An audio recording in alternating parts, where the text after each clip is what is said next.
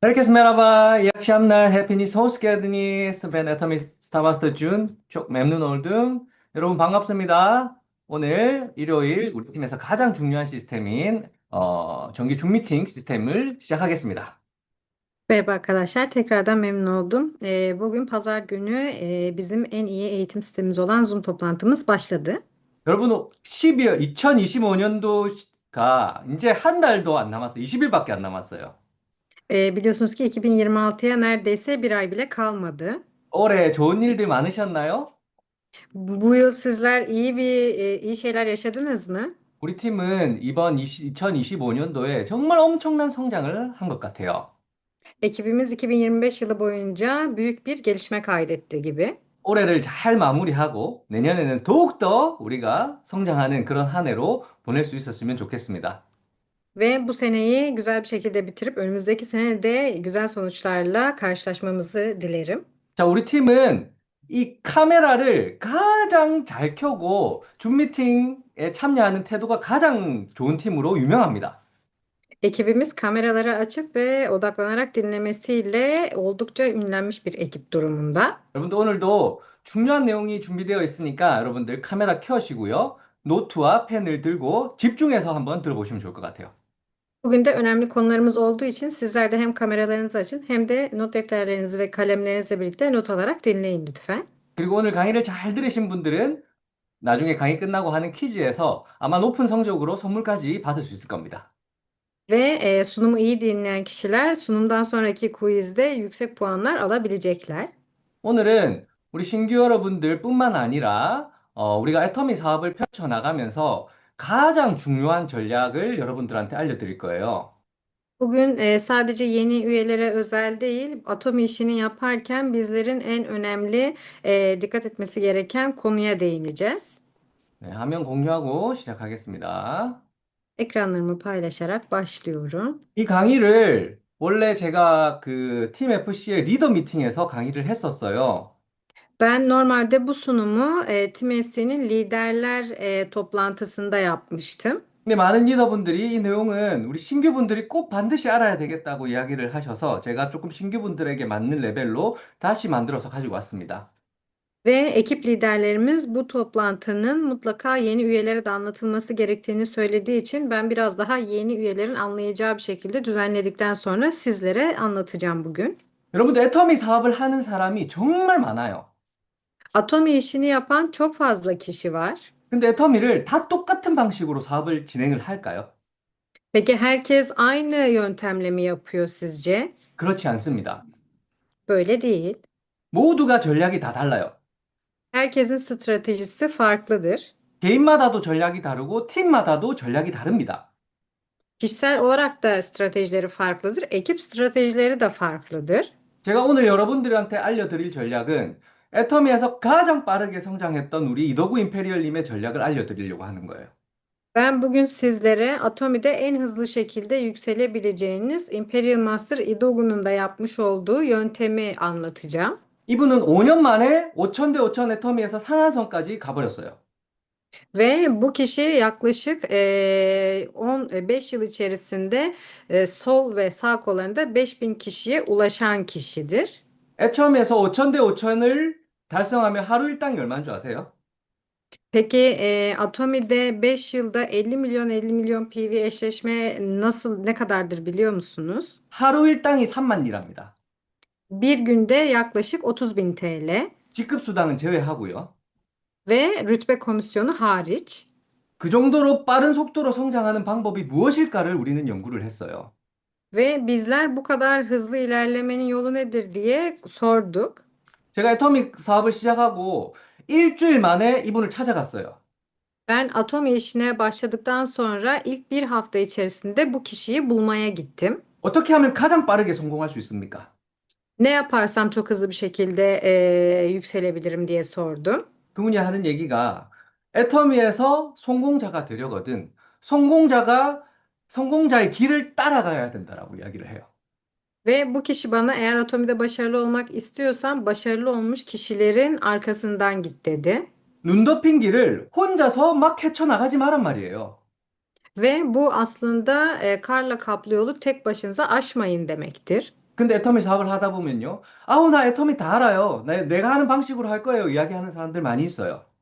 Fakat atomi işini yaparken ben bildiğim gibi ilerleyeceğim, kendi yöntemimle gideceğim diyen çok fazla kişi var. 그런 사람들이 빠르게 성공할까요? 아니면 우리 먼저 성공한 사람들이 이렇게 이렇게 나를 따라서 가야 됩니다라고 하는 길을 따라가는 게 빠른 성공을 이루어낼 수 있을까요? Peki sizce bu kişiler mi daha hızlı bir şekilde başarılı olur, yoksa bu işi zaten kısa bir şekilde başarıya ulaşmış kişilerin söylediği şekilde yapan kişiler mi daha hızlı bir şekilde başarılı olur? 당연히 우리는 성공자의 길을 따라가야 된다라는 거예요. Bizler tabii ki zaten başarmış olan bu kişinin yolunu takip etmeliyiz. 그중에서 오늘은 여러분들께 라인을 어떻게 배치하는 거, 우리 계보도 조직도 여러분들 다 보고 계시잖아요. Ve biliyorsunuz ki hepimizin alt kolları var. Soy ağacımıza bakıyoruz ve bizler bu soy ağacı nasıl yapmalıyız? Buna bakalım. 그 조직도는 내가 애터미 사업을 경영해 나가는 하나의 전략입니다. Ve bu alt kolları yapmak bizim en iyi stratejimiz olacaktır. 너무너무 중요한 내용이니까 여러분들 귀 쫑긋 하시고 들어보시면 좋을 것 같아요. Çok çok önemli bir konu olduğu için kulaklarımızı açıp dinleyelim. 우선 애터미 계보도 조직도를 어떻게 배치하는지부터 여러분들한테 알려드릴 겁니다. Öncelikle Atomi'de soy ağacını nasıl yapıyoruz? En başından başlayarak anlatalım. 애터미는 좌우 두 줄을 하는 두 줄 사업이죠. Sağ ve sol kol olmak üzere iki kolla yapılan bir iştir. 좌측과 우측에 그룹을 만들어야 돼요. Sağ ve sol kollarımızda gruplar oluşturmamız gerekir. 처음에 내가 등록을 하고 그 다음에 회원을 좌측, 우측으로 등록을 하게 되어 있습니다. Öncelikle biz üye oluyoruz. Daha sonra hem sol hem de sağ kol üyelerimizi oluşturuyoruz. 그리고 밑에 회원이 등록되면 또 회원을 등록하는 기준으로 또 아래로 계속해서 회원 등록을 해 내려 나갑니다. Daha sonra üyeler geldikçe hep alta üyeler ekleniyor. 그렇게 하는데 여러분들이 회원을 등록해 내려 나갈 때 그냥 무작정 내가 아는 사람들을 마음대로 배치를 하는 것이 아니라 처음에 여러분들은 인맥을 분류를 해야 돼요. Fakat biliyorsunuz ki bu şekilde yapıyoruz ama ilk yaptığımız zaman ekleyeceğimiz kişiler genelde yakın çevremiz olmalıdır. 가족이면 가족, 친구면 친구, 회사 동료면 회사 동료, 이런 식으로 여러분들이 여러분들의 명단을 작성할 때부터 여러분들이 아는 사람들끼리, 관련 있는 사람들끼리 이렇게 분류를 해서 명단을 작성을 합니다. Ve isim listesi oluştururken bu kişiler aile mi, yakın arkadaş mı, akraba mı veya şirket arkadaşları mı, iş arkadaşlarımız mı? Bunları birer grup haline getirip isim listemizi bu şekilde hazırlıyoruz. 그렇게 해서 여러분들이 라인을 배치해서 내려갈 때 반드시 여러분들 좌측 그룹과 우측 그룹에는 각 관련 있는 사람들의 끼리 묶어줘야 돼요. Ve bunu ayırdıktan sonra sağ ve sol kollarınızı oluştururken mutlaka birbirleriyle bağlantısı olan kişileri aynı gruplara yapmalısınız. 예를 들어서 왼쪽에 가족들이면 가족들을 계속해서 등록을 시켜 내려 나가야 되고요. 가족들을 왼쪽, 오른쪽으로 절대 찢어놔서는 안 됩니다. Örnek verecek olursak diyelim ki sol kolunuza bir akrabanızı kaydettiyseniz tüm akrabalarınızı o kola kaydetmelisiniz. Bir akrabanızı sol kolunuza, bir akrabanızı sağ kolunuza bu şekilde yapmamalısınız. 근데 많은 사람들이 실수를 좀 많이 해요. 처음 시작할 때. Fakat ilk başlandığı zaman birçok kişi çok fazla hatalar yapabiliyor. 저도 처음에 이 실수를 해서 굉장히 이거를 깨달는 데까지 오래 걸렸었어요. Ve ben de ilk başlarda bu hatayı yaptığım için bunu çözmek oldukça uzun sürdü. 어떻게 실수를 하냐? 내 가족, 엄마와 동생을 찢어 놓습니다. Örnek verecek olursak bir kolumuza annemizi, bir kolumuza da çocuğumuzu kaydettik. 과연 그렇게 했을 때 무슨 일이 생기는지 여러분들한테 알려드릴게요. Şimdi sizlere böyle yapıldığı zaman nasıl bir sorun ortaya çıkacağını anlatacağım. 여러분들 BTS 아시죠? BTS grubunu biliyorsunuz değil mi? 한국에서 굉장히 유명한 그룹인데 여기에 내가 BTS 친구들을 등록시키기 위해서 왼쪽에는 BTS 지민이를 등록시켰고 오른쪽에는 BTS 지인을 서로 찢어놨어요. BTS grubu Kore'de ünlü bir şarkı grubudur. Ben diyelim ki bu grubu üye yapıyorum. Sol kola BTS'ten Jimin'i ekledim. Sağ kola da yine aynı BTS grubundan Jin'i ekledim. 나는 아무 생각 없이 이렇게 둘이를 좌측, 우측으로 이렇게 등록을 시켰는데 갑자기 BTS의 제이홉이 등록을 한대요. Ben bu ikisini herhangi bir düşünce olmadan birini sağa birini sola üye yaptıktan sonra aynı gruptan BTS, J-Hope da üye olmak istedi. 갑자기 고민이 되기 시작해요. Ve bir anda düşünmeye başlıyorum. 얘를 어디에 등록시켜야 되지? Bunu şimdi nereye üye yapacağım? 지민이한테 등록시켜 줄라니까 지인이 화를 낼 것 같아요. Eğer Jimin'in altına üye yaparsam Jin kızabilir. 그렇다고 지인한테 등록시키려니까 지민이가 걸려요. Eğer Jin'in alt koluna üye yaparsam bu sefer Jimin kızıp kırılabilir. 그래서 여러분들이 항상 관련 있는 사람들끼리 이렇게 묶어줘야 나중에 문제가 안 생긴다라는 거예요. Bu yüzden birbiriyle bağlantılı olan kişileri aynı kola eklemelisiniz ki daha sonra böyle sorunlarla karşılaşmayın.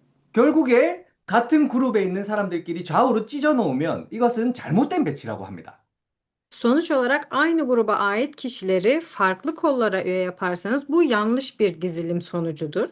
반드시 BTS는 BTS끼리, 엑소 그룹은 엑소 그룹끼리, 관련 있는 사람들끼리 라인을 묶어줘야 된다는 걸 여러분들이 기본적으로 알고 가셔야 돼요. Sonuç olarak baktığımız zaman eğer BTS grubu varsa BTS grubun olduğu gibi aynı kola, EXO grubuysa EXO grubun olduğu gibi aynı kola tek kol üzerinde birleştirmelisiniz. 자, 아까 우리 이도구 임페리얼님이 애터미 사업을 펼쳐나가는 전략을 우리는 드라이빙 뎁스라고 합니다. Ve az önce bahsettiğimiz Idogu Imperial Master bu işin yönteminin ana kol yani driving depth olduğunu söylemiştir. 튀르키예뿐만 아니라 한국에서 이 드라이빙 뎁스 전략을 제대로 펼쳐나갈 수 있는 그룹이 없어요. Ve bu sadece Türkiye değil diğer ülkeler de dahil bu driving depth dediğimiz ana koldan ilerlemeyi yapabilen çok fazla kişi yok. 왜냐하면 이 드라이빙 뎁스 전략을 제대로 설명할 수 있는 사람도 없을 뿐더러 이거를 제대로 펼쳐나갈 수 있는 그룹도 없습니다. Çünkü bu driving depth dediğimiz olayı henüz net anlayabilen çok fazla kişi de yok. Anlasa bile bunu detaylı anlatabilen ekip sayısı da neredeyse çok az. 여러분들 오늘 제대로 배워서 내가 애터미 사업을 똑같은 애터미 사업을 하는데 남들보다 더 빠르게 성공할 수 있는 그 전략을 분명하게 익혔으면 좋겠어요. Bu yüzden sizler de bugün bu sunumu iyi dinleyerek birçok kişi bu işi yapıyor. Fakat birçok kişiden daha hızlı bir şekilde ilerlemenizi isteyerek bu sunumu dikkatli dinleyin istiyorum. 자, 여러분들, 이 계보도 여러분들 초기 사업자들이 이 계보도를 펼쳐나갈 때 왼쪽과 같은 방법이 있고 오른쪽과 같은 방법이 있습니다. 어떻게 펼쳐나가야 될까요? Bu işe ilk başlayan arkadaşlar için söylüyorum. Diyelim ki bu işe başladınız. Sol taraftaki alt kol dizilimi ve sağ taraftaki alt kol dizilimini görüyorsunuz. Hangisi sizce yapılmalıdır? 대부분의 사람들이 왼쪽처럼 펼쳐나갈 거예요. Birçok kişi soldaki gibi yapacaktır. 저도 이렇게 했었어요, 처음에. Ben de ilk başlarda böyle yapmıştım. 그런데 초기 사업자들은요, 반드시 오른쪽과 같이 좌측 한 줄, 우측 한 줄로 쫙 내려가야 됩니다. Fakat ilk başlayanlar sağ taraftaki gibi sağ ve sol kol olmak üzere sadece aynı yerden tek bir şekilde inmeli. 이것을 우리는 초기 사업자들의 드라이빙 뎁스를 펼쳐나가는 방식이라고 해요. Biz bunu yeni başlayanlar için driving depth'i anlatarak bu şekilde ilerlemelerini söylüyoruz. 왜 그런지 여러분들한테 알려드릴게요. Ve neden bunu böyle söylediğimizi açıklayalım. 여러분들 이 왼쪽에 사진 보이시나요? Soldaki fotoğrafı görüyor musunuz? 제 계보도예요. Benim kendi alt kollarım 여기 점들 쭉쭉쭉 보이죠? ve burada küçük küçük noktaları da görüyorsunuzdur. 남아있는 사람들이에요. Onlar geriye kalan kişiler. 거의 다 사라졌죠? Neredeyse hepsi silindi. 다 어디 갔을까요, 이 사람들이? Peki bu kadar insan nereye gitti? 제가 애터미 사업을 지금 시작한 지가 5년이 지났는데요. Ben atom işine başlayalı neredeyse 5 yıl geçti. 제가 애터미 사업을 해보니까 처음에 애터미 사업을 정말 열정적으로 내가 해보겠습니다라고 해서 막 사업을 시작했던 사람들도 그만두는 경우가 너무너무 많더라는 거예요. Ve oradan sonra benim edindiğim tecrübeye göre de ilk başta üye olup ben bunu deli gibi yapacağım diyen kişilerin daha sonra ortadan kaybolduğunu gördüm. 진짜 한 한 달 정도는 열정적으로 하다가 갑자기 뭐 일이 생겨서 그만두기도 하고요. Ya da bir ay boyunca deli gibi yaptıktan sonra bir ay sonra bir anda işi çıktığı için bırakan da oldu. 다양한 이유로 그만두는 사람이 많습니다. Ya da çeşitli sebeplerden dolayı bırakan çok fazla kişi var. 그래서 여러분들이 조직도를 운영해 나가다 보면 진짜 제대로 된 사람, 그러니까 나랑 끝까지 이 사업에 성공할 사람들은 최소한 여러분들하고 1년 정도는 소통을 해야 아, 이 사람은 나하고 끝까지 갈 사람이다라는 게 결정이 난다는 거예요. Ve sonuç olarak baktığımız zaman sizlerle birlikte bu işi sonuna kadar yapacak ve bu işi yaparken sizlerle birlikte sizlerin yanında olacak kişilerin yaklaşık bir yıl boyunca iletişimde kalmalısınız ki o kişinin doğru kişi olup olmadığını anlayabilirsiniz. 그래서 누가 그만둘지 내가 아무것도 지금 상황에서는 예측할 수 없으니까 이렇게 좌우 두 줄로 한 줄로 내가 등록시키는 라인을 쫙 내려가야 된다라는 겁니다. Bu yüzden kimlerin bırakıp bırakmayacağını bilemediğiniz için sadece sağ ve sol olmak üzere tek koldan inmeniz gerekir. 내가 좌우 두 줄로 계속해서 내려가면서 나는 어디에를 가장 신경을 써야 되냐면 생장점이라고 해요. 이 좌우 두 줄의 맨 아래에 있는 생장점. Ve sağ ve sol kollarımızı büyütürken bizim yapmamız gereken şey ne peki? Bizler her zaman en alttaki büyüme noktasında çalışmalıyız. 내가 요 밑에 내려가 있어야 요 중간에서 사람들이 사업자가 기업가 회원들이 나중에 될 확률이 높다라는 거예요. Bizler en alta çalışmalıyız ki aradaki kişilerin daha sonra girişimci olarak çıkmasını sağlayabilelim. 그래서 내가 왼쪽과 오른쪽 라인 두 줄을 이렇게 한 줄로 쫙 처음에는 신규 사업자들은 펼치고 내려가고 내가 맨 아래를 관리하고 있어야 된다라는 겁니다. Bu yüzden ilk başladığımızda sağ ve sol kol olmak üzere bu ana kollardan biz inmeliyiz ki aradaki kişiler de kendi kollarını yapmalılar. 자, 제가 예시를 들면서 여러분들한테 자세하게 설명을 좀 해드릴 거예요. Örnek vererek sizlere daha detaylı bunu anlatacağım. 여러분, 애터미 사업하다 보면 이렇게 얘기하는 사람들 많아요. Atomi işini yaparken şöyle söyleyenler de var.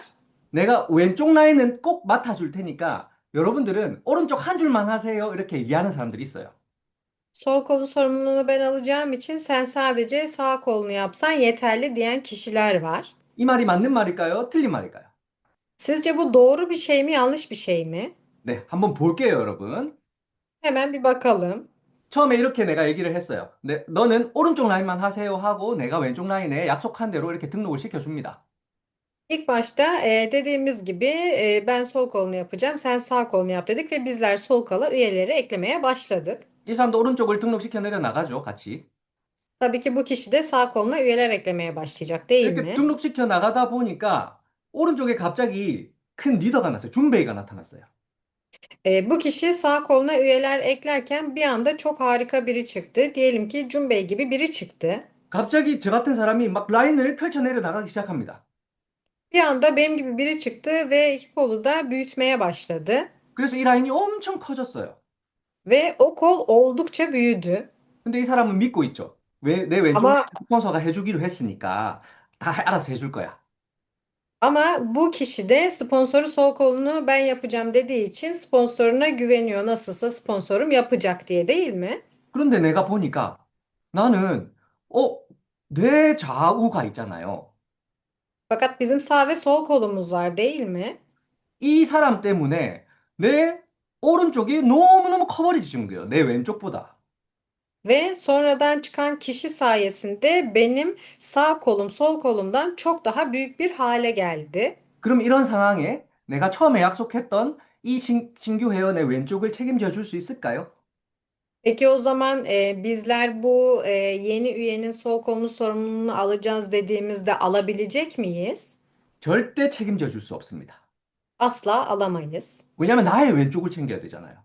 Çünkü bizim kendi sol kolumuzu da yapmamız gerekir. 그래서 이 사람과 이 사람이 무슨 일이 생기냐?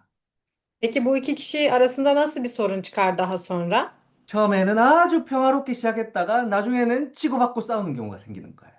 İlk başta çok huzurlu bir ilişkileri varken daha sonra saç baş girişerek tartışma haline girerler.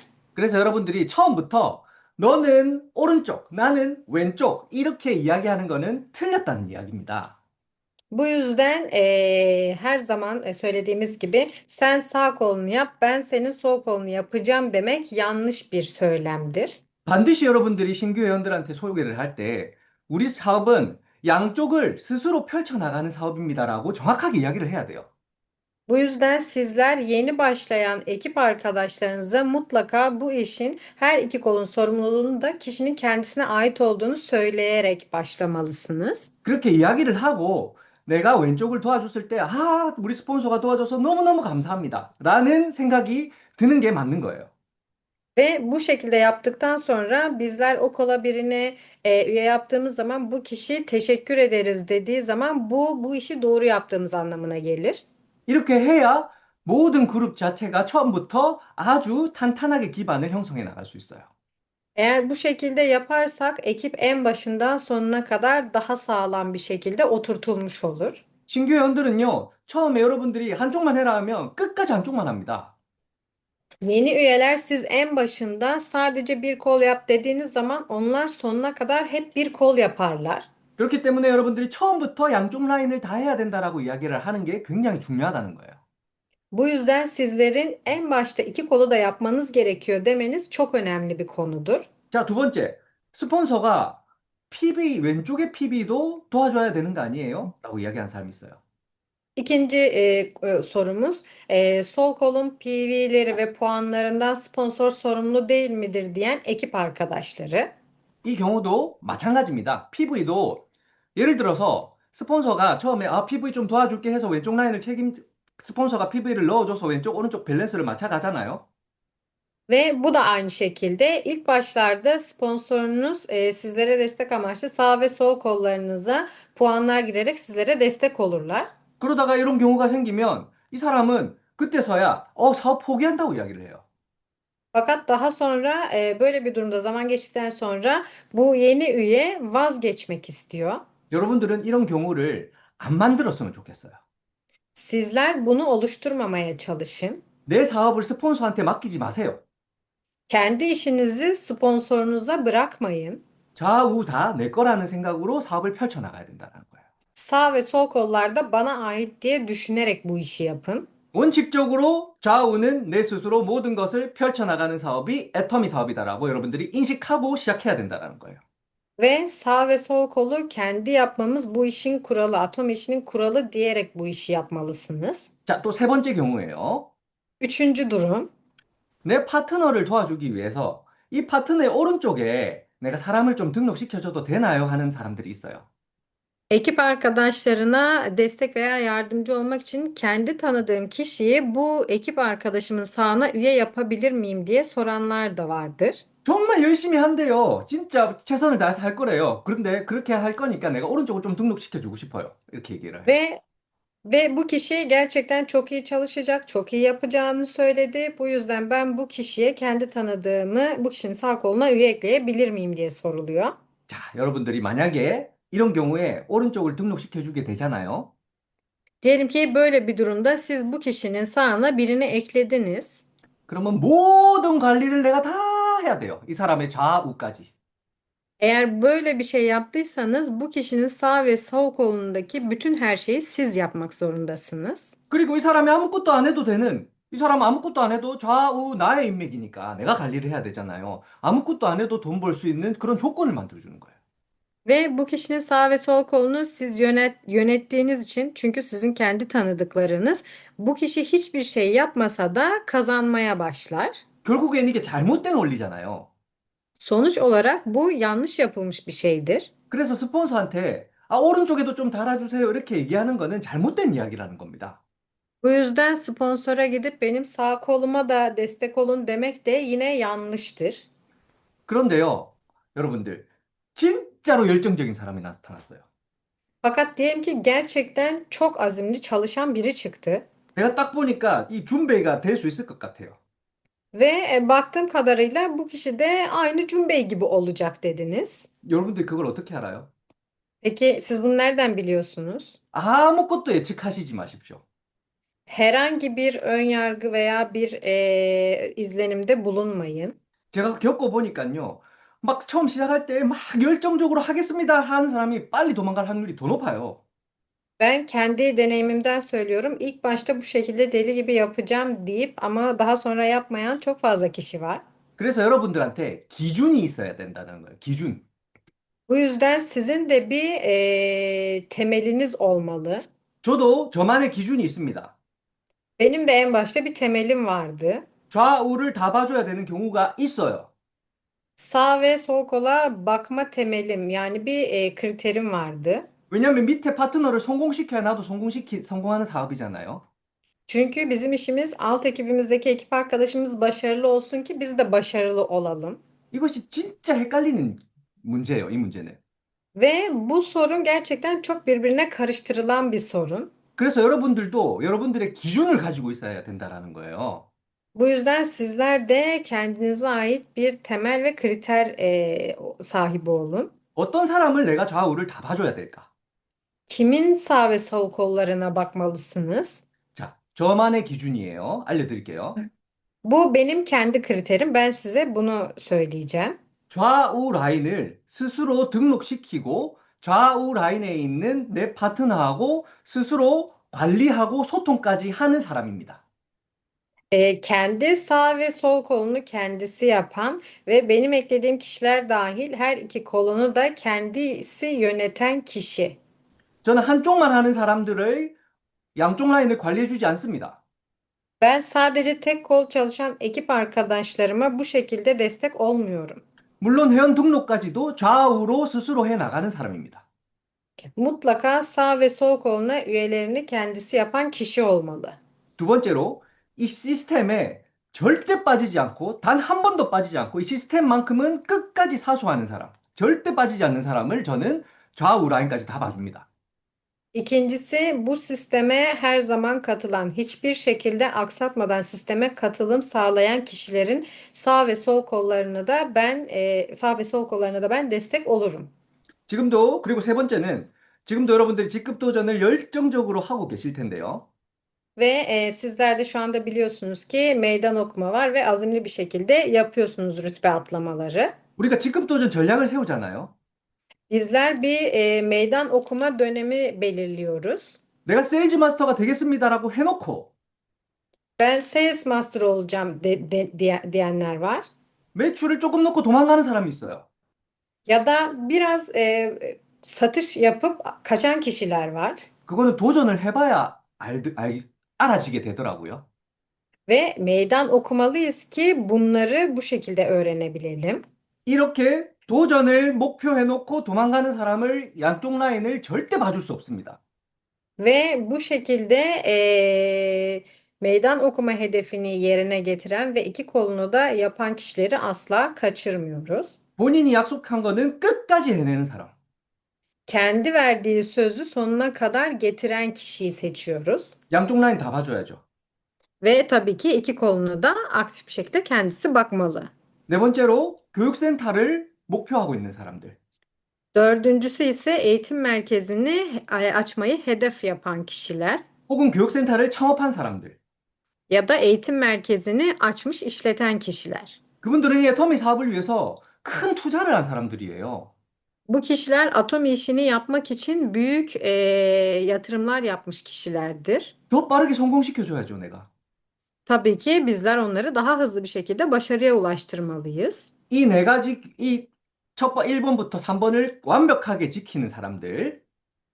Bu saydığımız birden dörde kadar olan özellikleri taşıyan kişiler. 저는 이분들의 양쪽 라인을 다 봐줍니다. Ben bu kişilerin iki koluna da bakıyorum. 이 기준을 가지는 것이 너무너무 중요합니다. Ve bu kriterleri sağlaması bu kişinin çok önemli. 결국에는요, 이런 사람들이, 아, 이 사람은 양쪽 다 봐줘야 되겠다라는 이 사람은 언제 나타나느냐? 적어도 1년 정도는 소통을 해야 여러분들이 알게 된다라는 거예요. Ve sonuç olarak bu kişilerin iki kollarına da bakmamız için, bu kriterleri sağlayıp sağlamadığını öğrenmemiz için en az bir yıl boyunca bu kişilerle iletişim halinde olmamız gerekir. 그래서 여러분들께 이 드라이빙 뎁스를 하라고 하는 거예요. Bizler o yüzden sizlere bu driving depths dediğimiz olayı yapın diyoruz. 이해를 하셨죠, 여러분? Anladınız değil mi? 자, 그러면 여러분들, 내 가슴에 손을 얹고 나를 한번 돌아봅시다. Peki o zaman dönüp kendimize bir bakalım. 나는 어떤 사람인가요? Bizler nasıl kişileriz? 여기 1번부터 3번에 해당하는 사람이 맞습니까? Bizler bu birden dörde kadar olan kriterleri taşıyan kişi miyiz? 만약에 부족한 부분이 있다면 내가 지금부터 이 1번부터 3번만큼은 반드시 해나가리라 생각하면 여러분들은 더 빠르게 성공할 수 있어요. Ve belki de bu dört tane kriter içerisinde eksiğiniz vardır. Fakat bunu tamamlayabilirsiniz. 왜냐면 여러분들 스폰서님이 여러분들 좌우 라인 다 봐줄 거거든요. Ve sizler böyle yaparsanız sizlerin sponsorları da iki kolunuza da bakacaktır. 내 혼자 하는 게 빨라요? 스폰서랑 같이 하는 게 빨라요? Peki tek başınıza yapmanız mı daha hızlıdır yoksa sponsorunuzla birlikte yapmanız mı daha hızlı olur? 여러분들은 준베이가 여러분들 밑에서 일하는 걸 원하시죠? Sizler de Cumbe'in alt kolunuzda çalışmasını istersiniz, değil mi? 그러면 이 조건을 갖추면 됩니다. O zaman bu dört tane kritere sahip olmanız gerekir. 자, 다섯 번째 예시입니다, 여러분. Beşinci örneğimiz. 내 가족을 오른쪽으로 배치해서 내 가족의 좌우를 키워서 내가 세 줄을 해서 성공할 수 있을까요? 라고 이야기하는 사람도 있어요. Bazı kişiler de ailesinden birini sağ koluna ekledikten sonra ailesinden eklediğin kişinin sağ kolunu da yaparak, sağ ve sol kolunu da yaparak toplamda 3 kol yapabilir miyim diyenler de var. 결론부터 얘기하면 이런 일을 절대로 해서는 안 됩니다. Sonucu söyleyerek başlayacak olursam böyle şeylerle asla başarılı olamazsınız. 여러분들 두 줄 하는 게 쉽던가요? Sizce iki kol yapmak kolay mı? 사실 한 줄도 그룹 만들어 나가는 게 쉽지 않아요. Açıkçası bir kolu grup haline getirmek de kolay değil. 그런데 이 가족을 등록시켜서 내가 세 줄을 한다? 이거는 여러분들이 정말 빠르게 갈 수 있는 방법을 더 돌아서 느리게 간다라는 거예요. Fakat ailemizi ekledik ve iki kolunu da biz yapıp büyüteceğiz ve ilerleyeceğiz dedik. Açıkçası bu bizim normaldeki hızımızı da oldukça yavaşlatacaktır. 제가 임페리얼 마스터님들이 본인의 자녀들도 오른쪽에 등록시켜 놓고 좌우로 안 봐준다라는 거를 얘기를 들었어요. Ve ben Imperial Master'ların da kendi ailelerinden olan kişilerin sağ kollarını hiç yapmadıklarını da duydum. 차라리 여러분들이 두 줄을 해서 이 두 줄로 집중을 하는 게 훨씬 더 빠른 방법이라는 거예요. Tam tersi sadece iki kol yapıp bu iki kola odaklanmanız sizin daha hızlı bir şekilde büyümenizi sağlar. 처음에 여러분들 계보도 배치해 나갈 때 어디에 배치할지 모르는 경우가 헷갈리는 경우가 정말 많아요. Ve ilk başlarda birilerini bulduğunuz zaman sağ ve sol kollara, gruplara mı yapacağınız bu oldukça kafa karıştırıcı bir durumdur. 헷갈릴 때는 무조건 스폰서한테 물어봐야 돼요. Ve böyle durumlarda mutlaka sponsorlarınıza danışın. 여러분들의 스폰서와 집중적으로 상담해야 될 가장 중요한 내용이 계보도 상담이에요. Ve bir sponsorun sizinle odaklanarak danışabileceği en önemli konulardan bir tanesi de alt kollarıdır. 자, 그러면 이제 초기 사업자들이 계보도를 어떻게 전략을 펼쳐 나갈지에 대해서 여러분들한테 알려드렸어요. Ben yeni üyeler için nasıl üyeleri üye yapma mantığını az çok anlatmaya çalıştım. 그 이후로 여러분들이 어느 정도의 리더 사업자가 되고 여러분들 산하의 조직들이 생기잖아요. Ve daha sonra sizler bir yerden sonra artık lider girişimci olup ekibinizi büyütmüş olacaksınız. 그러면 그 리더 사업자들은 어떻게 드라이빙 뎁스를 펼쳐 나가야 될지에 대해서 여러분들한테 알려드리겠습니다. Şimdi ise lider girişimcilerin bu saatten sonra nasıl yapması gerekiyor bu driving depth'i buna bakalım. 초기 사업자들도 이 내용을 잘 알고 있어야 돼요. Fakat yeni üyeler de bu içeriği iyi bir şekilde öğrenmeli. 앞으로 내 조직이 이렇게 펼쳐지겠구나라는 것을 미리 예측하고 있어야 되기 때문이에요. Çünkü onlar da ileride de ekiplerimiz bizim böyle olacak diye düşünerek bu sunumu dinlemeli. 여러분들 임페리얼 마스터가 되려면 몇 명의 크라운 마스터가 필요한가요? Imperial Master olmak için kaç tane Crown Master'a ihtiyacımız var? 4명의 크라운 마스터가 필요하죠. 4 tane Crown Master'a ihtiyacımız var değil mi? 그러면 내가 과연 어디에 가 있어야 될까요? Peki bizler ne tarafta çalışmalıyız burada? 왼쪽 오른쪽 크라운 마스터 둘이만 관리하면 될까요? Sizce sadece soldaki Crown Master'ları yönetmek yeterli midir? 그게 아닙니다. Böyle değildir. 나는 항상 이 뎁스 라인의 제일 아래에서 가 있어야 된다는 거예요.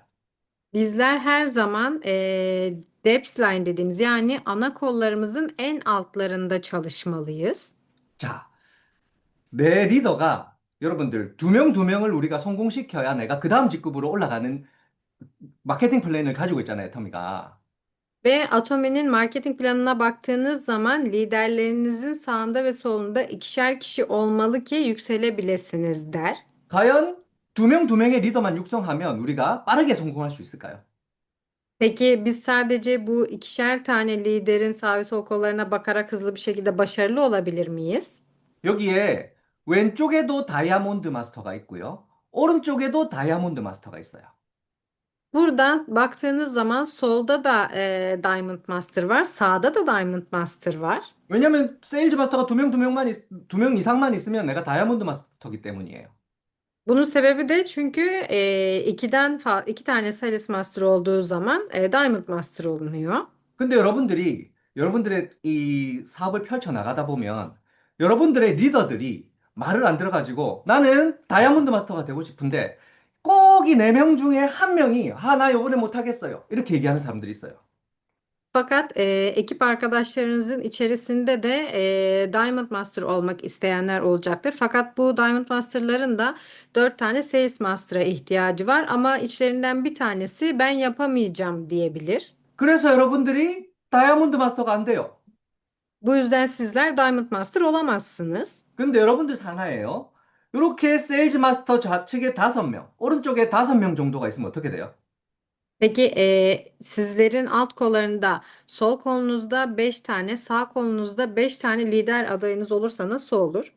예를 들어서 요 밑에 있는 조베이가 제 밑에서 예를 들어서 두 명인데 이 왼쪽 같은 경우에는 조베이, 훈베이가 있어요. 조베이가 이번에는 제가 이제 직급 안 할랍니다. 이렇게 하는 경우가 있어요.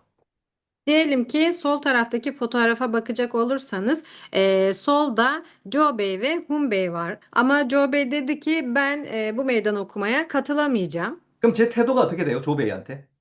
Peki ben o zaman Joe Bey'e karşı nasıl bir tutum sergilerim? 조베이 제발 직급 도전 좀 같이 하자. 제발.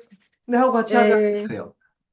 O zaman Joe Bey'e gidip yalvarır şeklinde lütfen bu seferki meydan okumaya birlikte gidelim diye yalvarmak durumunda kalırım. 근데 이렇게 주자들이 왼쪽에 5명, 오른쪽 5명 있으면요.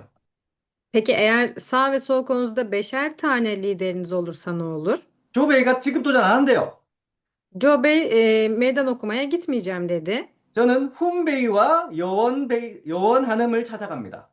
O zaman ben Hun Bey ve Yoğun Hanım'ı aramaya giderim. 우리가 해볼게요. 이렇게 해요. Ve onlar da biz yapacağız diyorlar. 조베이 하지 마. Ya o zaman Joe Bey'e yapma. 여러분들 어떻게 사업을 펼쳐나가야 될까요? Peki bu işi nasıl yapmalıyız? 여러분들의 산하에 있는 여러분들의 조직의 주도권을 여러분들이 쥐고 가야 돼요. Sizlerin ekiplerinizi yönetme kısmını sizler iyi bilmelisiniz. 주도권을 파트너들한테 뺏기면 안 됩니다. Ve bu kısmı ekip arkadaşlarınıza da bırakmamalısınız. 그러면 여러분들이 어디가 있어야 돼요? Peki sizler nerede çalışmalısınız? 이 맨 밑에 가 있어야 된다는 거예요. En altlarda çalışmalısınız. 여기 맨 밑에 가 있으면요. 내가 위에 리더들하고 별로 소통을 안 해도 돼요. Burada en alttaki kollarda çalışırsanız yukarıdaki liderlerle çok fazla iletişime geçmenize de gerek kalmaz. 여러분들의 리더가 오늘 기분 다르고 내일 기분 다르고 항상 다른데 여러분들의 사업을 여러분들의 리더한테 맡길 필요가 없잖아요. Çünkü sizlerin de liderlerinin her gün farklı bir ruh hali olabilir. Peki işimizi liderlerimizin ruh haline göre de ilerletemeyiz değil mi? 예를 들어서 요 사람이 도전을 안 한대요. 그러면 여러분들은 요 밑에 있는 사람들하고 얘기를 해서 지탱을 시켜 나갈 수 있잖아요. Diyelim ki en üstteki lideriniz yapmak istemedi. O zaman sizin yapacağınız şey o kişinin alt koluna gidip o kişilerle konuşmak olacaktır. 결국에는 내가 아래에서 관리하는 라인이 많으면 많을수록 나의 멤버십은 훨씬 더 탄탄하게 유지가 된다라는 거예요. Bu yüzden alt kollarınızda kişi sayısı yani lider sayısı ne kadar çok olursa ve alt kollarda ilgilendiğiniz kişi sayısı ne kadar çok olursa o kadar sağlam bir kol oluşturmuş olursunuz. 자, 그러면 우리 조직이 앞으로 내 조직이 어떤 방식으로 커져 나갈지에 대해서 여러분들한테 설명드릴게요. Peki bundan sonraki ekibimiz nasıl bir büyüme gerçekleştirecek? Buna bakalım. 처음에 이 좌측과 우측 라인 드라이빙 뎁스를 펼쳐 나가라고 했잖아요. İlk başladığınız zaman sizlere sağ ve sol kol olmak üzere driving depth dediğimiz ana koldan gitmemiz gerektiğini söyledik. 이렇게 좌우로 드라이빙 뎁스를 펼쳐 나가다 보면 반드시 이 사업을 열정적으로 하는 사람이 요 밑에서 나오게 되겠습니다. Ve mutlaka sizler sağ ve sol kol, ana kol yaparken ara kısımlardan biri çıkıp azimli bir şekilde bu işi yapmak isteyecektir. 요 밑에서 괜찮은 사람이 나와서 좌우 라인을 펼쳐 나가고 또 열정적으로 사업을 하다 보니까 어떤 일이 생기나요? Ve bu kişi çıktıktan sonra sağ ve sol kollarını da aynı azimle yaparsa daha sonra nasıl bir sonuç çıkar? 중간에 있는 사람들이 한쪽 라인이 커지기 시작했어. 나는 반대쪽만 하면 되네. 나도 이제 한번 사업을 해봐야 되겠지. 나중에 사업을 하는 사람들이 요 중간에서 나타나더라는 거예요. Ve daha sonra bu kişiyle aradaki kişiler bir anda kolların çok büyüdüğünü görüp ben de o zaman tek kol yaparsam hızlı bir şekilde büyüyebilirim diye düşünerek genelde ara kollardan çıkar, ara hat içerisinden çıkar. 저도요, 처음에 이렇게 드라이빙 뎁스 펼쳐나갈 때 여기 훈베이도 있었어요. 훈베이가 여기 있었어요. Ben de ben de ilk başta sağ ve sol ana koldan giderken yaptığımız zaman Hunbei burada gösterdiğim en üstteki kırmızı noktadaydı. 훈베이가 2년 동안 사업을 안 했어요. Ve Hunbei 2 yıl boyunca bu işi yapmadı. 근데 요 밑에서 한국 팀이 하나 나오니까 훈베이가 2년 있다가 나와가지고 시작한 거예요. Ama altta bir ekip büyüdükten sonra aradan 2 sene geçtikten sonra Hunbei yapmaya başladı.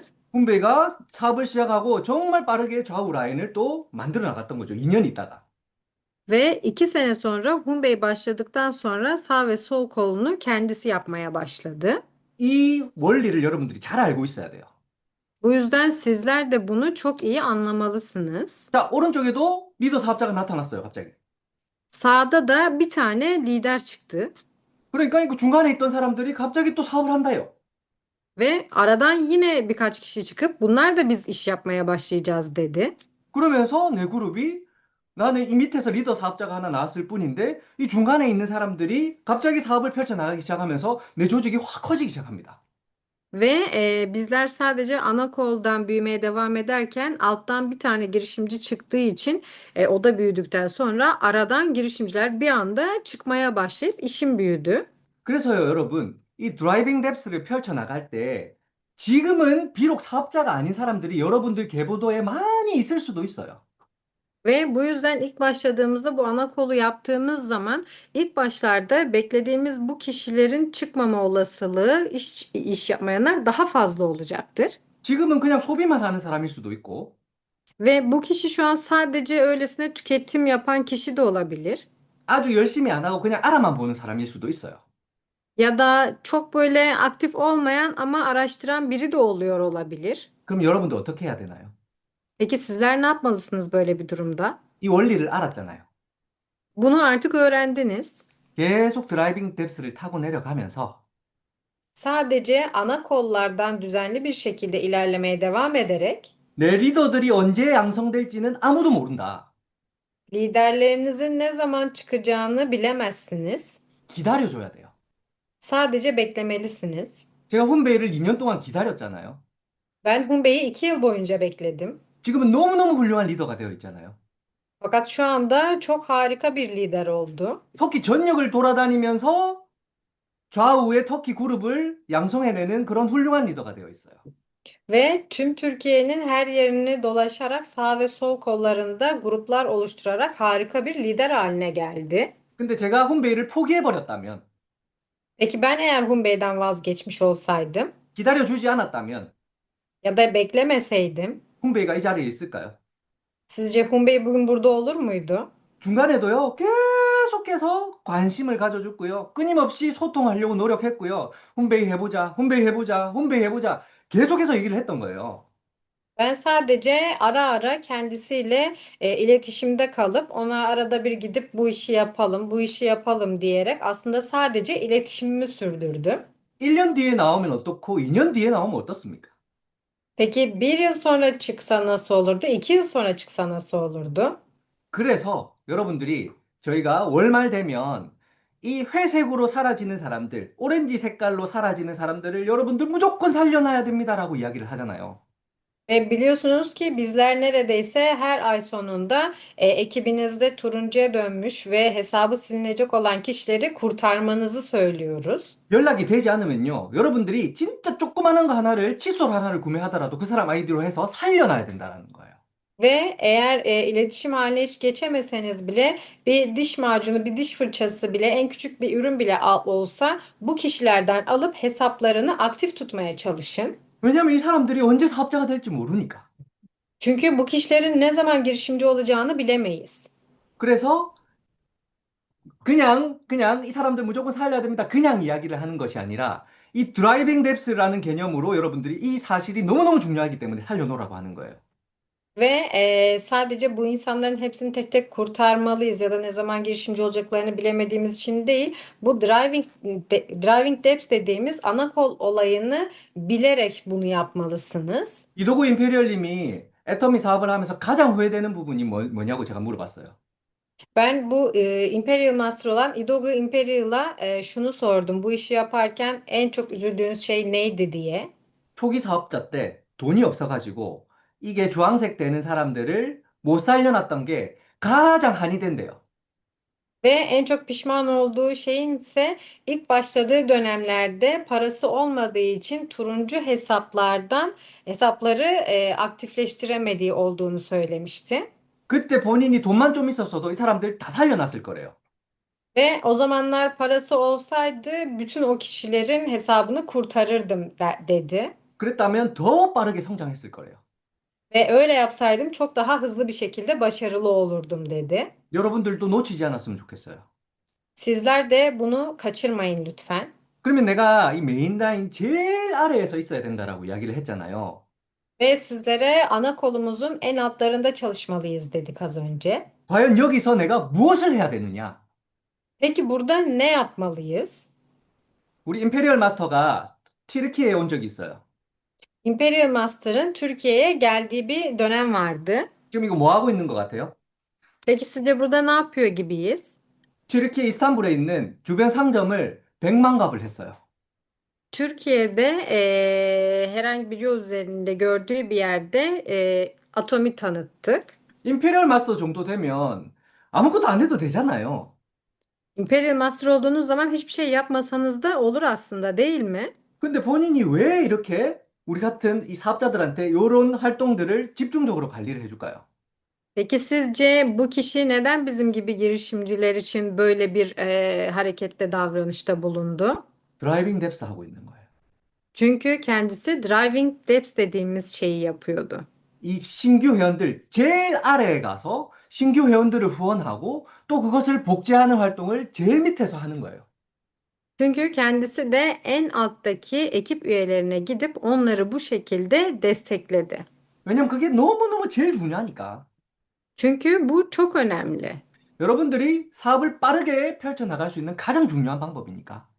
İşinizi en hızlı bir şekilde ilerletmeniz için en önemli yöntemlerden bir tanesi. 여러분들이 드라이빙 뎁스는요, 내 애터미 사업을 사업하는 경영하는 방식이에요. Driving Depth Atomi işini yönetme şeklidir. 여러분들 속도에 결정적인 영향을 미치는 게 이 드라이빙 뎁스예요. Ve hızınızı etkileyen şey Driving Depth'tir. 여러분 호송 세월 보낼 수 없잖아요. 그쵸? Çünkü sizler de her şeyi yapamazsınız bazen. 빠르게 성공해야 되잖아요. Ve bizler hızlı bir şekilde başarılı olmalıyız. 이 원리를 반드시 익혀둬야 됩니다. Bu yüzden bu kısmı mutlaka bilerek yapmalıyız. 자, 그리고 우리가 이제 이 전략을 알았다면 우리가 빠르게 성공하기 위해서 반드시 유념해야 될 부분들이 있어요. Eğer bu stratejiyi anladıysak şimdi de dikkat etmemiz gereken kısımlara bakalım. 저도 마찬가지였고, 이 Ben de. 온라인을 통해서 애터미 사업을 하는 사람들이 많이 있어요. Ben de aynı şekildeydim. Bu işi online olarak yapan çok fazla kişi var. 저도 한국에서 2년 동안 코로나였을 때 온라인으로만 애터미 사업을 했어요. Ben de Kore'deyken 2 yıl boyunca koronadan dolayı online olarak yaptım bu işi. 회원은 정말 많이 가입을 시켰죠. Gerçekten çok fazla üye yaptım. 근데 2년 동안 무슨 일이 일어났을까요? Peki bu 2 yıl boyunca nelerle karşılaşmışızdır? 아무 일도 일어나지 않았습니다. herhangi bir şeyle karşılaşmadık. 온라인은 매출이 없어요. Online'da satış yoktur. 애터미 사업은요, 사람과 사람이 만나서 이 제품에 대한 비전, 사업에 대한 비전을 직접 대면해서 전달을 해야만 역사가 일어나는 사업입니다. Atomi işi insanlarla birebir görüşme yapılmalı ki bu işte güzel bir şekilde ilerleme ve hız kaydedilebilsin. 그래서 여러분들이 온라인으로 사업을 하고 사람들을 찾는 사람들도요, 반드시 그런 사람들과 만나야 돼요. Bu yüzden bu işi online olarak yapan kişilerin de tanıştığı kişilerle yüz yüze görüşmesi gerekir. 만나야 매출이 일어납니다. Onlarla bizzat görüşmelisiniz ki satış gelsin. 만나야 그것이 복제가 돼요. Ve onlarla görüşün ki bu çoğalsın. 근데 온라인을 하면 시너지 효과가 나는 거는 분명해요. Fakat online olarak yaptığınız zaman sinerjinin tamamen çıkması da mümkün. 근데 나는 온라인은 잘 못해요. 온라인 너무 어려워요 하는 사람들 있죠. Ama ben online'ı çok bilemiyorum, çok yapamıyorum diyen kişiler de var. 안 해도 됩니다. Yapmasanız da olur. 오히려 주변에 있는 사람 찾아가는 게 더 빠른 방법일 수도 있어요. Tam tersi sizlerin yakın çevrenize gidip yapmanız sizin için daha hızlı olabilir. 그렇게 하다 보면 여러분들 밑에서 온라인 잘하는 사람, 오프라인 잘하는 사람, 판매 잘하는 사람 얼마든지 나중에 나오게 될 거예요. Ve bu şekilde yaparsanız alt kollarınızda online'ı da çok iyi yapabilen, offline olarak görüşmeyi de çok iyi yapabilen, bunları sosyal medyayı çok iyi kullanabilen kişiler veya satış çok iyi yapabilen kişiler çıkacaktır. 그리고 여러분들이 꼭 유념해야 될 부분들이 있어요. Ve mutlaka dikkat etmeniz gereken şeyler de var. 이 사진이 무슨 사진인 것 같아요? Sizce bu nasıl bir fotoğraf? 비 오는 날 여러분들 우산을 쓰고 가다가 우산에 바늘로 이렇게 막 찌르면 어떻게 돼요? Yağmurlu bir günde yağmur yağarken şemsiyenizi iğnelerseniz ne olur? 본인이 비를 싹 다 담았겠죠. Tabii ki yağmuru sizler almış olacaksınız. 여러분들 스폰서는요. 여러분들 스폰서가 있잖아요. Sizlerin de bir sponsoru var. 여러분들 스폰서는 우산과 같은 존재예요. Sponsorunuz şemsiye ile aynıdır. 여러분들 아까 드라이빙 뎁스 오늘 설명해 드린 거 보면 스폰서는 어떤 존재인가요? Bugün sizlere bu Driving Labs'i anlattık. Sizce sponsor burada nasıl bir yerdedir? 내가 기대해야 될 존재가 아니라는 거예요. Bizim yaslanmamız gereken biri değil 내가 도움을 당연한 것으로 여겨서는 안 되고요. ya da bize yardım etmek zorunda diye de düşünmemeliyiz. 그냥 스폰서의 존재만으로도 항상 감사하는 그런 표현만 하면 됩니다. Sadece sponsorumuza olduğu için bile ona bir teşekkür etme ve saygı duymamız gerekir. 여러분들의 성공을 바라는 사람들 중에요. Çünkü sizlerin başarılı olmasını isteyen kişiler arasında 누가 가장 여러분들의 성공을 바랄까요? sizce kimler en çok sizin başarılı olmanızı ister? 여러분들의 가족일까요? Aileniz mi? 아니면 여러분들 친구? Ya da arkadaşınız mı? 오히려 가족 친구들은 여러분들의 사업을 방해하지 않나요? Tam tersi arkadaşlarınız veya aileniz sizin işinize tam tersi karşı çıkmıyorlar mı? 여러분들의 성공을 가장 많이 바라는 사람은 여러분들의 스폰서입니다. Sizlerin işinizde en çok başarılı olmasını isteyen kişi sponsorunuzdur. 그래서 여러분들은 스폰서한테 감사와 공경을 해야 돼요. Bu yüzden sizler her zaman sponsorunuza minnettar olmalı ve ona saygı göstermelisiniz. 피부에 안 내려준다고, 사람 안 붙여준다고 화내야 되는 존재가 아니라는 거예요. Kiwi desteği yapmadığı için veya üye eklemediği için kızmanız gereken biri değildir. 여러분들한테 애터미를 소개시켜줬고, 이 애터미의 성공 방법을 안내해주는 것만으로도 스폰서는 감사한 존재가 되어야 됩니다. Sizleri Atomi ile tanıştırdığı için ve bu işte nasıl yükseleceğinizi söylemesi bile sizlerin ona teşekkür etmeniz gereken bir şey. 하나를 주면 두 개를 내놓으라가 아니에요. Ya da bir tane verdiyse iki tane vermek zorunda diye düşündüğünüz kişi değildir. 그리고 여러분들 우리가 스폰서한테 해야 될 것들이 있어요. Ve sponsorumuza yapmamız gereken şeyler var. 스폰서한테 상담할 때 도와주세요, 도와주세요 하는 사람들이 있어요. Sponsoruna bir şey danıştığı zaman sadece yardım et, yardım et diyenler var. 어떻게 도와줄지를 상담하는 게 아니에요. Nasıl yardım edeceğine dair danışmanlık almamalısınız. 내가 스폰서한테 상담해야 되는 거는요. Bizim sponsorumuza danışmamız gereken şeyler, 나의 꿈은 무엇인지, hayalimizin ne olduğu, 나의 목표는 무엇인지, hedefimizin ne olduğu 그리고 내가 이 사업을 어떻게 하면 더 잘할 수 있을지, veya bu işi ne yaparsak daha iyi yapabiliriz 그리고 여러분들의 도전 목표를 무조건 외쳐야 돼요. ve rütbe ve meydan okuma hedeflerinizi mutlaka söylemelisiniz. 반드시 내가 이때까지는 세일즈 마스터를 달성하겠습니다. Mutlaka ben şu tarihe kadar Sales Master olacağım. 반드시 1년 안에 오토 판매사가 되겠습니다. Ya da ben bir sene içerisinde Auto Sales Master olacağım. 그렇게 도전 목표를 외쳐야 여러분들의 스폰서는 여러분들을 돌아보기 시작합니다. Bu şekilde sizler hedeflerinizi söylemelisiniz ki sponsorlarınız size dönüş yapsın. 누가 나를 도와줄 수 있는지 찾는 게 아니에요. Kimlerin bize yardım edeceğini arama değildir. 나의 목표를 명확하게 알리는 거. Sadece hedeflerimizi net bir şekilde söylemeliyiz. 그런 상담이 되어야 된다는 거예요. Böyle bir danışmanlık yapmalıyız sponsorla. 그리고 앞으로 여러분들이 조직이 커지면 여러분들 파트너들이 많이 많이 생길 거잖아요. Ve ekibiniz büyüdükten sonra çok fazla ekip arkadaşlarınız olacak. 내 소실적이 있고 대실적이 분명히 있을 거예요. Büyük kolunuz ve küçük kolunuz da mutlaka olacak. 이 사업을 하다 보면요. 항상 소실적 쪽에 마음이 많이 가게 되어 있습니다. Bu işi yaparken her zaman küçük kola odaklanılır. 그렇지만요. 여러분들이 항상 큰 쪽의 사람들도 큰 쪽의 파트너들도 여러분들이 관심을 가지고 여러분들이 안아줘야 된다라는 거예요. Fakat buna rağmen büyük kolunuzdaki ekip arkadaşlarınızla da ilgilenmeli, onları bilmeli ve onlarla iletişim halinde olmalısınız. 그리고 애터미 사업 하다 보면요. 뭔가 잘 안 되고 일이 잘 안 풀릴 때 항상 파트너 탓하는 사람들이 있어요. Ve Atomi işini yaparken işler iyi gitmediği zaman her zaman ekip arkadaşlarını suçlayan kişiler var. 그런 사람들하고 상담해 보면요. 파트너가 문제가 아니라 본인이 문제야.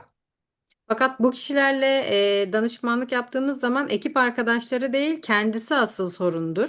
우리가 정말 다양한 사람들을 만날 거고 정말 다양한 사람들과 함께 이 사업을 펼쳐 나갈 거잖아요. Bizler çeşit çeşit insanlarla bir araya geleceğiz ve çeşit çeşit kişilerle bu işi yapacağız. 그 많은 사람들을 다 내 그릇에 담으려면 어떻게 돼야 돼요? Peki bütün bu kişileri hepsini kendi istediğimiz birine çevirmek istesek ne yapmamız gerekir? 내 그릇을 키워야 돼요. 이렇게. Öncelikle ekibimizi bu şekilde büyütmeliyiz. 모든 사람들 나한테 다 와. 내가 다 담아줄게. 이렇게 돼야 돼요. Bütün insanlar bana gelsin, ben hepsini kucaklayacağım denilecek kişi olmamız lazım. 항상 칭찬하고요. Her zaman iltifat etmeliyiz. 항상 평화롭게 조직을 이끌어 나가야 돼요. Her zaman huzurlu bir şekilde ekibimizi yükseltmeliyiz. 그렇게 되면 여러분들 애터미 사업이 너무너무 쉬워집니다. Bu şekilde yaparsanız Atomi işi çok çok kolaylaşacaktır. 자, 제가 한 가지 여러분들한테 너무너무 중요한 이야기를 하나 할 거예요. Ve sizlere çok önemli bir konu daha anlatmak istiyorum. 여러분 애터미 사업 하다 보면 여러분들 형제 라인들 있죠? Atomi işini yaparken göreceksiniz ki kardeş kol dediğimiz bir şey var. 반드시 여러분들 그룹에도 아마 형제 라인이 있을 거예요, 처음에는. Sizlerin de grubunda ilk başlarda kardeş koldan kişiler olacaktır. 근데 애터미 사업 하다 보면 여러분들이 힘든 일 있을 때 여러분들 스폰서한테 상담을 하는 게 아니라 형제 라인한테 전화 걸어갖고 상담받는 사람들이 있어요. Fakat bu işi yapıp zorlandığı zaman sponsoruna danışmak yerine kardeş koldan, karşı koldan kişilerle iletişime geçenler var. 이거를 우리는 하지 말아갖고 이야기를 합니다. Bizler bunu her zaman yapmayın diyoruz. 그러면 신규 회원들 같은 경우는요. 아니요, 터키는 다 이렇게 두루두루 친하니까 그렇게 소통해도 괜찮습니다라고 이야기를 해요. Fakat biz bunu böyle söylediğimiz zaman yeni üyeler genelde Türkiye'nin kültürü böyle değil, bizler birbirimizle bu şekilde konuşabiliriz huzurlu bir şekilde diyorlar. 저도 처음 터키 사업 시작할 때 그런 줄 알았어요. 그 사람들이 그렇게 얘기를 하길래. Ben de Türkiye'de bu işe ilk girdiğim zaman Türkler öyle dediği için bu şekilde tamam deyip girdim. 근데 1년 지나니까요. 그 이유 때문에 팀이 무너지기 시작합니다. Ama bir sene geçti ve sadece bu sebepten dolayı bir ekip yıkıldı. 처음에는 이 형제 라인끼리 친해요. 막 이렇게 친하게 지내요. İlk başta bu şekilde kollar arası kişiler kendileriyle çok iyiler ve iyi geçiniyorlar. 그래서 직급 도전을 했는데 갑자기 이 파트너가 나한테 야, 저쪽에는 30만 PV 도와줬다 해놓고 나한테는 왜 10만 PV밖에 안 도와줘? 이렇게 얘기를 해요. Fakat bir meydan okuma sürecinde soldaki kişi bana gelip diyor ki sen sağ koldakine şu kadar PV yardım etmişsin diye bana neden etmedin diye geliyor. 이 친구도 똑같은 얘기를 해요. Fakat diğer arkadaş da aynı şekilde bana geliyor. 와, 이 둘이서 소통해가지고 나의 모든 비밀을 다 알고 있어요. Bu ikisi bir araya geldiği zaman benim bütün sırlarımı bildikleri anlamına gelir. 그러다가 나중에는 서로 치고받고 싸워요. Fakat daha sonra kendi aralarında tartışmaya ve araları bozulmaya başlıyor. 형제 라인에서 직급 빨리 가면요. 와, 네가 얼마나 많이 도와줬길래 쟤가 저렇게 직급을 빨리 갈 수가 있어? 이렇게 얘기를 해요. Çünkü diğer koldan biri bir rütbe atladığı zaman hemen sen ne oldu da bu kadar hızlı bir şekilde rütbe atladın diye sormaya gidiliyor. 그래가지고 직접 전화를 합니다. 야, 스폰서가 얼마나 도와줬어? Ve hemen bizzat arayıp sponsor sana ne kadar yardım etti diye soranlar olur. 거기서 진실된 얘기가 오고 갈까요? Peki sizce burada konuşulan şey gerçek midir? 결국에 형제 라인끼리 소통하면요. 얘기거리는 스폰서 욕밖에 없어요. Sonuç olarak farklı kollardan kardeş kollar bir araya geldiği zaman sponsordan başka bir şey konuşmazlar. 제가 형제 라인끼리 이렇게 소통하면서 평화롭게 잘 가는 그룹을 아직까지는 보지 못했던 것 같아요. Ben bu işi yaptığım süre boyunca kardeş kollar arasında bu kadar iyi geçinip hala iyi bir şekilde geçinen tek bir kişi bile görmedim. 그래서 형제 라인에서 잘 되는 거는 어차피 여러분들이 내 성공이다. 내 형제 라인이 잘 돼야 내 스폰서도 성공할 거고, 애토미도 성공할 거고, 우리는 다 같이 성공할 수 있다. 이렇게 생각을 해야 돼요. Bizler kardeş koldan karşı kolumuzdan biri başardığı zaman onun başarısına alkış tutmalı. Eğer zaten o başarırsa sponsorun başarılı olacaktır ve benim de başarılı olmamı sağlayacaktır diye düşünmeliyiz. 내 스폰서를 기준으로 나만 잘 된다고 우리 그룹이 성공할 순 없잖아요. Çünkü sponsorun açısından baktığınız zaman sadece sizin grubunuz başarılı olunca bu işte başarılı olunmuş olunmuyor. 다 잘 돼야 되잖아요. 그렇죠? Herkesin başarılı olması gerekir. 터키 인구가 8,800만 명입니다. Türkiye'nin nüfusu 85 milyon. 이제 터키에 10만 명 가입돼 있어요. Fakat Türkiye'de şu anda 100 bin üye var. 그중에 사업자는요, 한 몇 명 안 돼요. Ve bu kişilerin içerisinde girişimci de çok fazla değil. 아직 무궁무진한 기회가 남아 있다라는 거예요. Henüz aslında fırsatın çok daha yoğun olduğu bir yerdeyiz. 전 세계 모든 인구가 나의 타겟이에요. Ve dünyadaki bütün nüfus ortalama bizim üyemiz olabilir. 그래서 형제 라인끼리 소통하지 말고요. 내 것만 잘하면 돼요. Bu yüzden farklı kollarla iletişime geçmekten ziyade kendi işimizde iyi olmamız daha önemlidir. 그랬을 때 터미 사업은 정말 여러분들이 쉽게 펼쳐나갈 수 있을 거예요. Bu şekilde yaparsanız atom işini kolay bir şekilde atlatıp ilerleyebilirsiniz. 여러분들 한국에 이 불광불급이라는 이야기가 있어요. Kore'de pulgang pulgup denilen bir şey var. 무슨 뜻이냐면 내가 미치면 성공에 미치고 미치지 않으면 성공에 미치지 못한다는 뜻이에요. Bunun anlamı şu: bizler çılgın olmalı ve bu işe deli gibi bağlanmalıyız ki bu işi yapabilelim. 여러분 저는 애터미에 미친 사람입니다. Ben Atomi için delirmiş biriyim. 저는 애터미밖에 몰라요. Ben Atomi'den başka bir şey bilmiyorum. 그리고 터키에 우리 가는 한국 리더들 있죠? Ve bizim Türkiye'ye giden Koreli liderlerimiz var biliyorsunuz. 제가 볼 때 전부 다 미친 사람들이에요. Bence onların hepsi de delirmiş. 전부 다 애터미밖에 몰라요. Hiçbiri Atomi'den başka bir şey bilmiyor. 그리고 지금 터키에서 리더들 있죠? 계속해서 직급 유지하면서 도전하는 리더들. Ve şu anda Türkiye'de de sürekli meydan okuyan liderler var. 다들 미친 사람들이에요. Hepsi delirmiş kişiler. 이 미친 사람들이 나중에 어떻게 될까요? Peki bu delirmiş kişilere daha sonra ne olacak? 목표를 달성할 거예요. Tabii ki hedeflerini tutturacaklar. 근데 여러분 사업하다 보면요. 잘 안 미쳐지죠, 우리 사업이. Fakat bu işi yaparken şunu da görüyoruz. Her zaman tam deliremiyoruz. 자꾸 제정신이 돌아와요. Ve bazen normale de dönüyoruz. 그러면 어떻게 해야 되나요? Peki ne yapmalıyız? 미친 척이라도 해야 되는 거야. Deliymiş gibi yapmalıyız. 그래야 다시 미쳐지는 거예요. Anca böyle yapmalıyız ki tekrar delirelim. 하루에도 내 감정이 수십 번 오고 가잖아요. Çünkü gün içerisinde de kendi duygularımız sürekli inişli çıkışlı olur. 왜냐하면 나 사람이니까. Çünkü insanız hepimiz. 그럴 때 진짜 내가 미친 척이라도 하면 Böyle zamanlarda bile delirmiş gibi bile yaparsanız, 내 마음이 다운된 걸 아무도 모르잖아요. eee, keyfinizin düşük olduğunu ya da düştüğünü hiç kimse anlamayacaktır. 적어도 내 파트너들한테는 안 들킬 수 있잖아요. Özellikle de ekip arkadaşlarınıza bunu yansıtmamış olursunuz. 그렇게 여러분들이 미치지 않을 땐 미친 척이라도 하자라는 거. Ve delirmediğiniz zamanlar bile delirmiş gibi yapmanız gerekir. 우리 애터미 사업에서 너무너무 중요한 원리인 것 같아요. Ve bu da aynı şekilde Atomi işini yaparken en önemli kurallardan bir tanesi. 오늘 제가 여러분들께 애터미 사업을 펼쳐감에 있어서 너무너무 중요한 전략에 대해서 이야기를 드렸어요.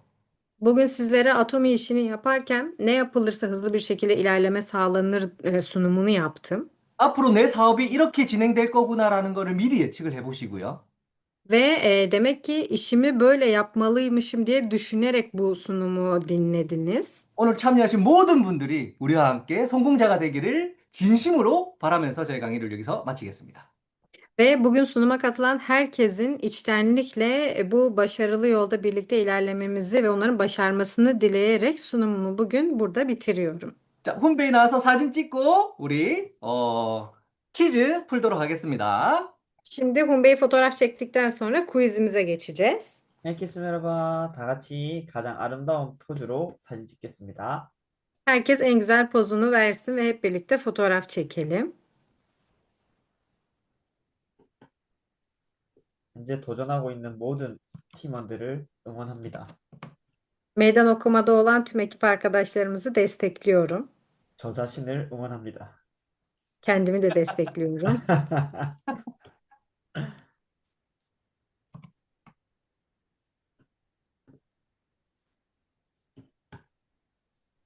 이제 저희 팀 인원이 많아져서 사진 찍는데 좀 시간이 걸리는 것 같아요.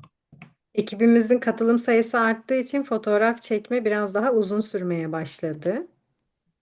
저 힘들어도 되니까 배려하지 말고 더 많은 사람들을 초대해 주세요. Fakat zorlanırız diye davet etmekten çekinmeyin ve daha fazla kişiyi davet edin.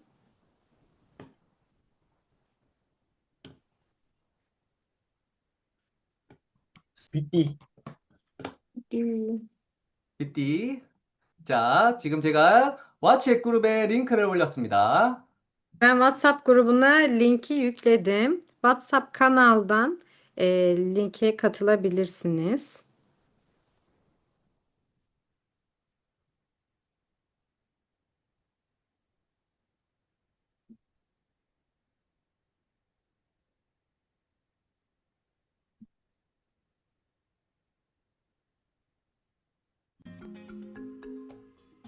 자, 한 분씩 들어오고 계십니다. Herkes bir bir katılmaya başladı. 오늘은 퀴즈를 조금 쉽게 냈어요. Bugünkü quiz'i biraz kolay hazırladım. 제가 퀴즈를 어렵게 내니까 제가 줌 미팅 할 때는 안 들어오는 사람들이 있어요. Ve ben bu quiz'i kolay yapmadığım zaman gelmeyenler oluyor. 그래서 오늘 엄청 쉽게 냈습니다, 여러분들. Bugün kolay bir şekilde hazırladım. 딱 한 문제만 어려워요. Sadece bir tane soru zor. 자,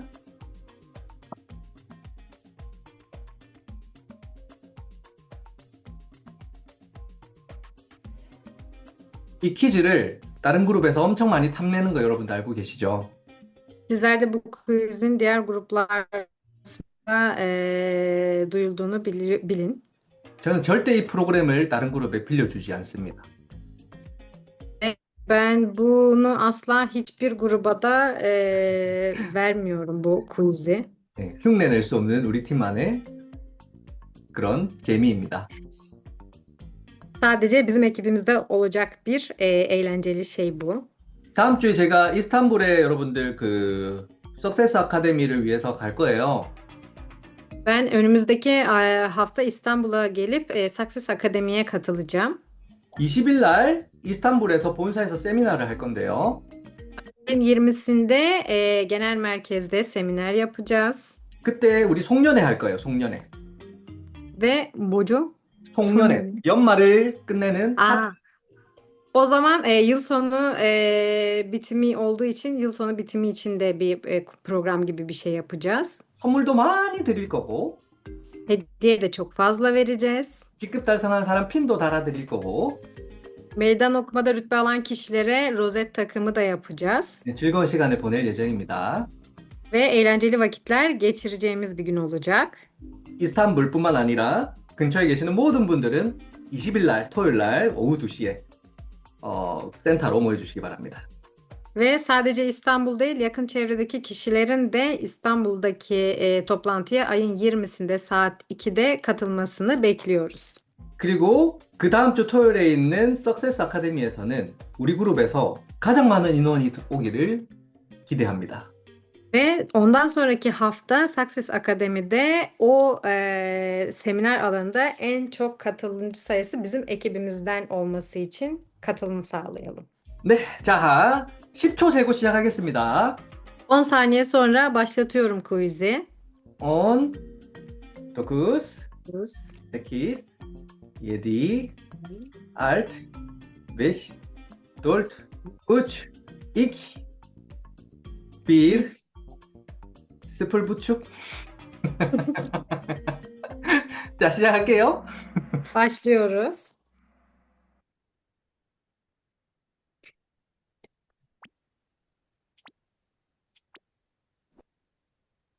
Tim FC'deki FC hangi kelimelerin kısaltmasıdır? 자, 예전에 한번 냈던 문제인데, 팀 Bu daha önce FC는 sorduğumuz bir soruydu.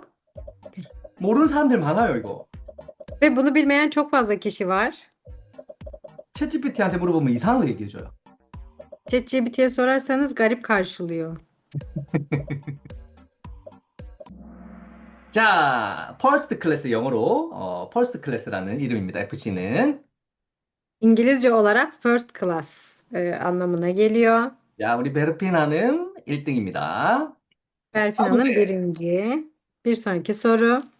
Atomi sizi merkez alarak iki hat üzerinden ilerleyen bir iş modelidir. 자, 애터미는 몇 주를 하는 비즈니스인가요? Kaç kollu bir iştir Atomi? 너무너무 쉽다, 그쵸? Çok çok kolay değil mi? 자, 빨리 넘어갈게요. 자, 두 줄 하는 비즈니스죠. 거의 대부분 다 İki kol. 맞추셨고. Çoğunluk neredeyse bildi. 자, 순위가 바뀌었습니다. 야세민 hanım. Sıralama değişti.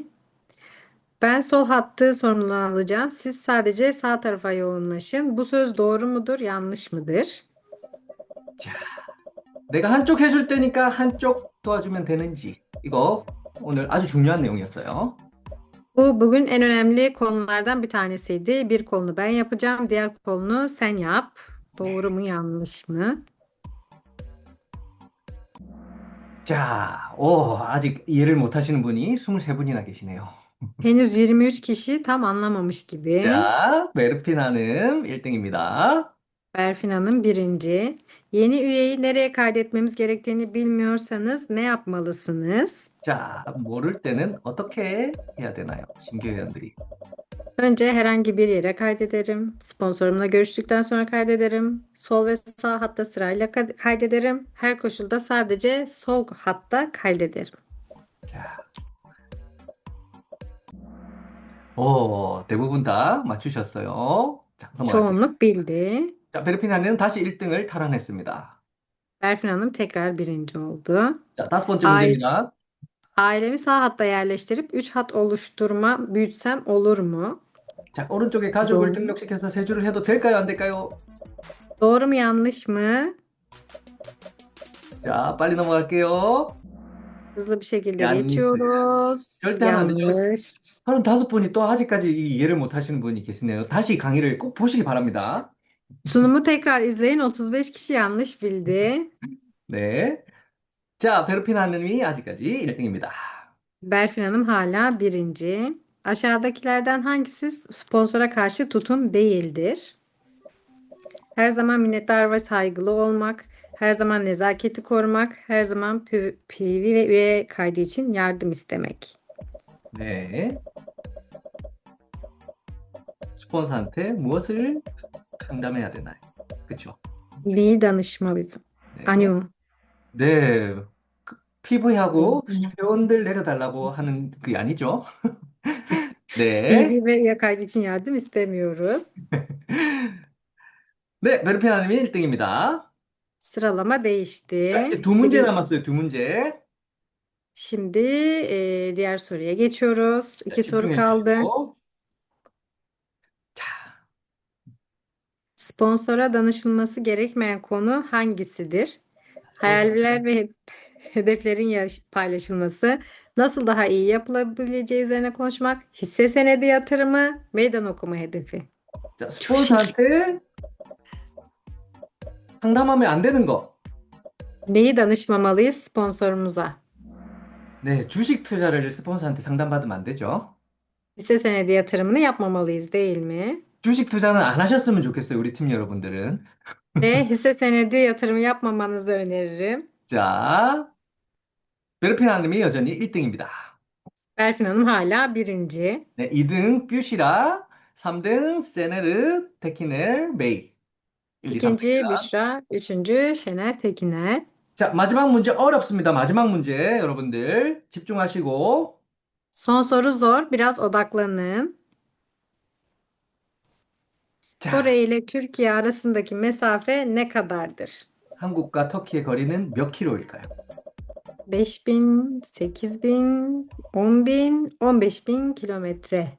인천에서 비행기 타면 10시간 걸려요. Kore Incheon'dan bindiğimiz zaman 10 saat sürüyor Türkiye'ye gelmek. 이제 10시간이 저는 멀게 느껴지지도 않습니다. 10 saat artık benim için uzak değil gibi. 네, 많은 분들이 틀리셨죠? 8,000킬로래요. 8.000 kilometre, birçok kişi yanılmış. 네, 최종 순위를 발표하겠습니다. Şimdi sıralamayı paylaşıyorum. 네, 순위가 바뀌었네요. 1등 Sıralama 푸시라, değişmiş. 2등 세네라베이, 3등 쉐리페 하는 축하드립니다.